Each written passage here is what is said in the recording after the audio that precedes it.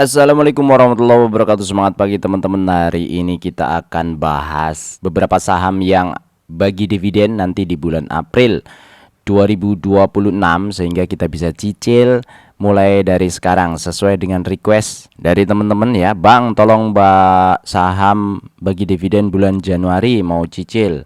Saham bagi dividen 3 bulan ke depan Pak Arif mau swing bisa cicil sekarang. Terus kemarin ada juga yang tanya bulan April. Ya udah sekalian aja ya. Nah, sebelum ke sana sekalian nih pertanyaannya dari Pak Mustaqim Akbar. Bahas Bumi Mas Arif. Bumi atau Bumi Resource itu tidak pernah bagi dividen ya teman-teman ya. Jadi apa yang dibahas kalau seperti saya channelnya itu channel dividend investing. Jadi pertanyaannya ini mungkin nggak akan sesuai dengan ekspektasi dari Pak Mustaqim ya. Buat saya apa? Kalau Bumi nggak tertarik saya, karena ini bukan style investasi yang saya anut gitu, Pak Mustaqim. Jadi kalau minta dibahas, pertama perusahaan ini nggak bagi dividen, artinya nggak bakalan masuk list saya.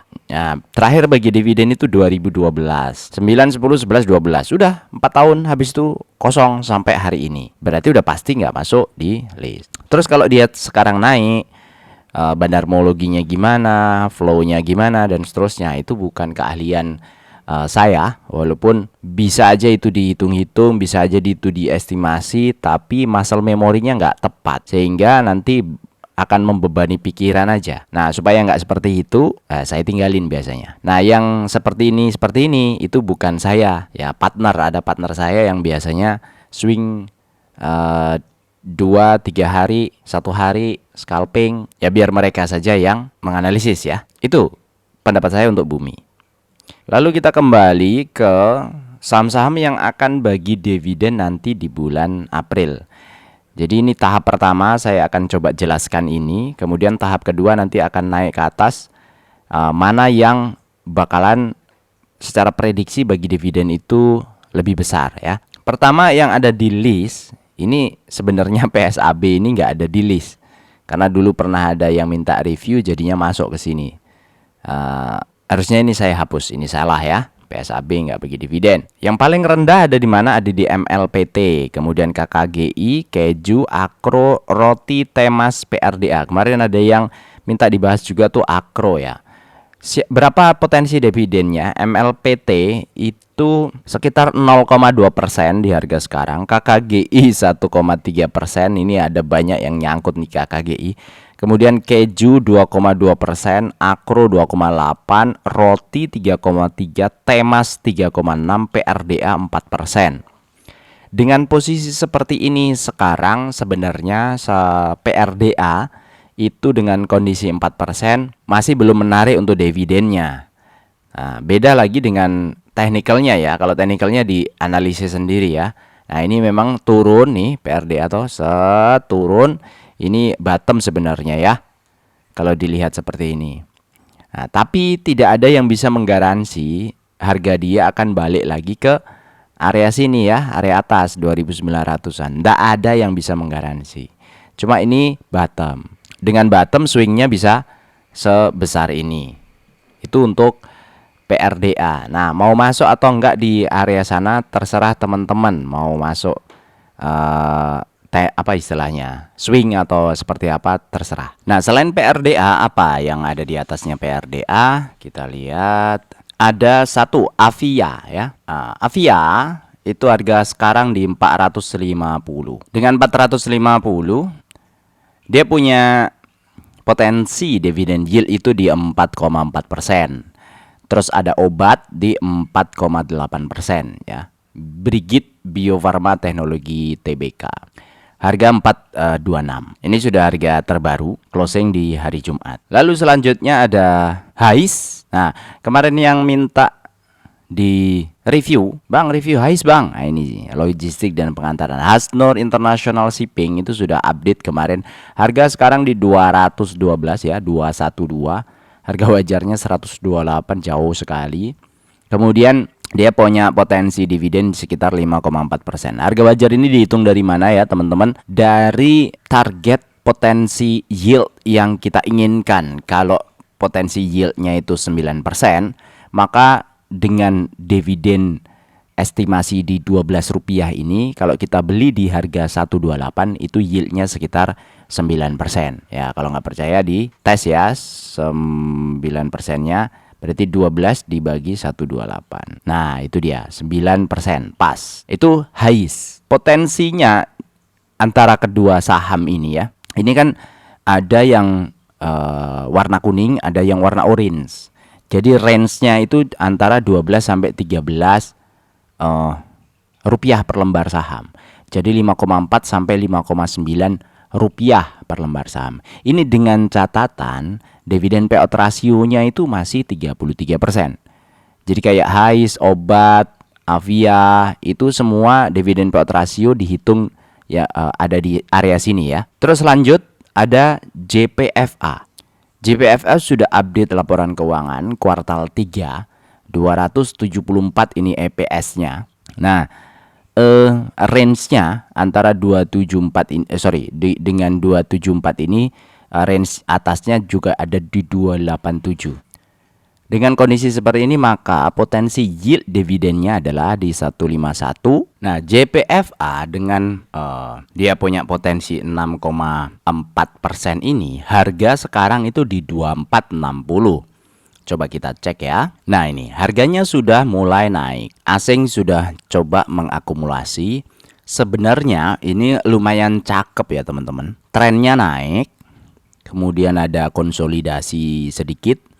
Ya, pullback dan konsolidasi. Masih ada di atas MA50 dan berada di range area MA20 dan tentu di atas MA200. Cuma potensi dividennya kalau kita masuk di harga 2460 ini sekitar 6,1%. Dan ini harusnya JPFA itu di April Oktober. Kita coba cek ya. Saya soalnya belum update apakah ada bagi dividen. Oh, Oktobernya Oktober 2024 bagi, April 2025 bagi, Oktober 2025 nggak bagi. Apakah November? Nah, November tinggal bentar lagi habis. Apakah Desember? Kita nggak tahu. Itu yang membuat saham dividen itu berisiko. Apa yang diprediksikan kadang-kadang tidak sesuai dengan harapan. Tapi kalau kita lihat secara histori mulai dari 2020, 21, 22, 23, ini bagi dividennya itu setahunnya sekali. JPFA jarang sekali bagi dividen itu 2 kali setahun. Potensinya bisa jadi di April 2026 dia akan bagi, atau 2026-nya kayak di tahun 2024 nih. Masuknya di Oktober kan. Ya, belum pasti kan. Orang ini 21 tuh April, tiba-tiba 2024 April nggak bagi, mundur terus sampai Oktober baru bagi nih Oktober. Nah, ini April 2024 itu sempat naik nih. Ya, April 26 set naik, kemudian nggak ada pengumuman kan, nggak bagi-bagi kan. Mungkin terus turun ini, turun ya. Turun, naik, turun, naik, turun, naik, turun.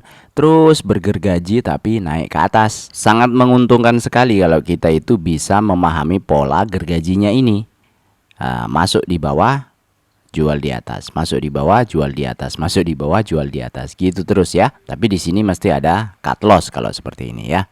Nggak bisa dipegang terus-terusan. Nah, ini untuk JPFA. Terus apalagi selanjutnya? Nah, yang teratas adalah di LPPF. Nah, di LPPF harga per sekarang itu 1695. Kondisinya secara teknikal seperti ini.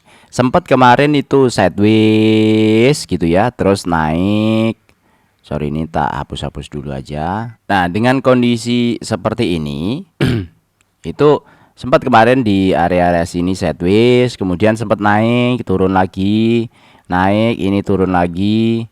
Ya, mestinya kalau masih bulan April 2026, sekarang kan November, Desember, Januari, Februari, Maret, April, masih 5 bulan lagi.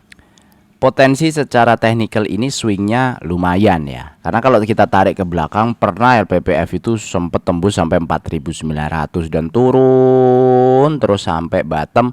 Sekarang ini di sideways, angkanya ya 1.300, 1.600, 1.500, balik lagi 1.300, muter-muter aja di situ. Namanya saham siput ya begini ya, muter-muternya di situ. Tapi kalau kita bisa sebenarnya keluar masuk di kondisi seperti ini, nggak ada masalah sebenarnya. Lah, potensi dividennya berapa? Ini kalau dilihat harga wajarnya itu 2.600-an. Nah, potensi dividennya bertembusnya adalah sampai 14%. Dari mana dapat perhitungannya? Itu dari EPS yang 293. Kok bisa 293, Bang? Padahal di sini kan 354 sama 357. Bisa ya. Kita ambil 20% lebih rendah daripada tahun lalu. Orang katanya manajemennya LPPF tahun ini estimasi turun katanya. Ya sudahlah, kita estimasikan aja turunnya berapa kan. Worst case turun 20% dari tahun lalu. Tapi sebenarnya itu jarang terjadi. Karena ya pernah sih 2022, 2023 itu turunnya sampai 50%. Tapi kan posisi sekarang itu 366. Ya estimasi aja misalnya naik dikit dari tahun 2023. Turun dikit maksudnya. Jadi saya coba masukkan 293 dengan payout rasio 81%, maka potensi dividennya itu 14%. Tapi ada range atasnya di 17,2 di mana EPS-nya itu 357. Jadi berpotensi dia punya 17% yield dividen di harga sekarang 1695. Buat yang sudah nyicil-nyicil bagus ya. Nah, bisa diteruskan tuh nyicil-nyicilnya. Terus historicalnya gimana sih LPPF 2023-24? Bagi nggak? Bagi dia 200 dan 300, 11 dan 17%. JPFA bagi nggak? Bagi juga. HAIS bagi nggak? Bagi. Ini saya belum isi nih Avia, belum update karena di bawah-bawah ini malas ngisinya. Jadi yang diisi yang di atas-atas dulu. Roti bagi nggak? Bagi roti. Tapi ini estimasi doang nih di angka 5 sampai 3, sekian persen. KKGI bagi KKGI dia 2 kali ya 50 dan 30. Hari ini kita estimasi kecil sekali. Nah, estimasi ini belum tentu benar teman-teman. Karena bagi dividen itu tidak selalu sesuai dengan EPS-nya, tidak selalu sesuai dengan laporan keuangan di tahun itu. Karena dia kadang-kadang itu pegang cash. Cashnya ketika dibagikan bisa jadi lebih tinggi, makanya payout rasio itu kadang-kadang ada yang lebih dari 100%. Nah di sini saya isi 100% itu sebagai maksimalnya. Nah dengan kondisi seperti ini kalau kita simulasikan pakai LPPF 14,1% dengan skema dividend for living, itu buat yang baru ya, skema pensiun kita itu pengen kebutuhan sebulan itu 10 juta uang hari ini, maka dividen harus 120 juta per tahun. Di mana 120 juta per tahun itu nilai investasinya harus sekitar 851. Dengan asumsi inflasi 2,5%, periode pensiun itu 25 tahun, maka future value-nya itu 220 juta per tahun harusnya dividen hari ini. Jadi 120 juta setahun hari ini itu setara dengan 220 juta nanti 25 tahun lagi. Dengan kondisi seperti ini, asumsi kenaikan investasi kita itu nyicil 2 juta per bulan sampai 25 tahun, naiknya itu 20% per 5 tahun. Jadi ini sudah saya grafikan ya. Ini cicilannya 2 jutaan selama 5 tahun, 2,4 juta selama 10 tahun dan seterusnya. Modal awal 50 juta. Nah kira-kira dengan yield 14,1% per tahun ini sampai tahun ke-25 dapatnya berapa? Nah ini dia teman-teman, di 76,4%. 76,4 juta rupiah per bulan dapatnya. Jadi kalau tahun pertama itu baru 74 juta, dapat dividen 10 juta, dimasukkan lagi tahun kedua, dapat dividen 15, dimasukkan lagi dengan nyicil terus ya, 24 juta per tahun ini nambah terus. Itu tahun kelima itu baru 200 juta. Tahun ke-10 baru 600 juta. Tahun ke-15 baru 1,5 M. Jadi dari 600 sih 5 tahun itu langsung jadi 1,5 M. Lalu 3 M dan seterusnya sampai 6,5 miliar di tahun ke-25. Dengan yield lagi 14%, maka dapatnya 900 juta tuh setahun kalau 14%. Mungkin nggak ini? Mungkin saja. Tapi apakah 14% ini terus-terusan setiap tahun dan kita pegang LPPF selama 25 tahun? Enggak juga. Kenapa terus diestimasikan begini? Untuk mengingatkan kita bahwa LPPF hari ini tuh menjadi saham yang penting untuk portofolio kita. Tahun depan belum tentu. Dari mana contohnya? KKGI. Tahun lalu penting sekali dia punya yield dividen sampai 15-14%. Tahun berikutnya 2024 sampai 8,9%. Tahun ini bisa jadi zonk, nggak dapat apa-apa. Maka portofolio kita itu harus kita pantau terus, nggak beli mati ya. Udah saya percaya aja LPPF, evaluasi sekarang 14% atau 17%. Habis itu dibeli terus ditinggalin, 25 tahun lagi dicek. Nggak begitu bang. Karena kemarin ada yang nanya, ya kan 25 tahun nggak bisa dipegang terus-terusan. Iya betul. Ini adalah caranya kita menjaga otak kita supaya tidak FOMO ya. Memanipulasi otak supaya otak itu di dalam kerangkengnya, di dalam kerangkanya. Jadi tidak ada FOMO-FOMOan bahwa capital atau yield atas nilai investasi kita 14% setahun itu bukan kecil. Itu gede banget apalagi kalau di atas 14% setahun. Itu besar teman-teman. Buktinya apa? Ini buktinya. Karena kalau trading nanti di titik tertentu ketika uang kita itu sudah terlalu besar, trade itu nggak akan semudah ketika pegang uang yang lebih kecil. Contohnya ya Bitcoin ini. Bitcoin ketika mau naikin dari dulu misalnya ini ya 16.000 ke 70.000, uang yang dipakai untuk menaikkan dari sini ke sini itu pasti lebih kecil ya, 340% ini. Pasti lebih kecil daripada uang yang dipakai untuk menaikkan dari sini ke sini. Kenapa? Karena capitalnya butuhnya lebih besar. Harga yang dibeli itu jauh lebih besar per lembarnya per koinnya. Kalau saham per lembar ya. Sehingga ketika lebih besar, maka potensi keruntuhannya pun juga menjadi lebih besar. Karena value yang ada di sini itu gede sekali. Ketika value yang ada di sini besar, terus dia turun ke bawah seperti ini wajar. Sangat wajar sekali. Karena untuk menampung value yang besar ini butuh pasukan yang lebih besar lagi supaya bisa ditampung. Beda kalau dia turun sampai 49.000. Di sini satu koin 84, di sini 84 dapat 2 koin. Jadi tampungannya, wadahnya seolah-olah jadi lebih besar, kapasitasnya lebih besar. Makanya kalau naik itu kadang-kadang kita bilang sky is limit. Ya kalau turun nggak ada limit, nggak tahu tuh. Yang paling dalam apa sih? Palung kali ya. Palungnya limit ya mbak. Ya itu analogi saja ya. Jadi gitu kesimpulannya abang-abang yang sudah tanya ya. Terima kasih.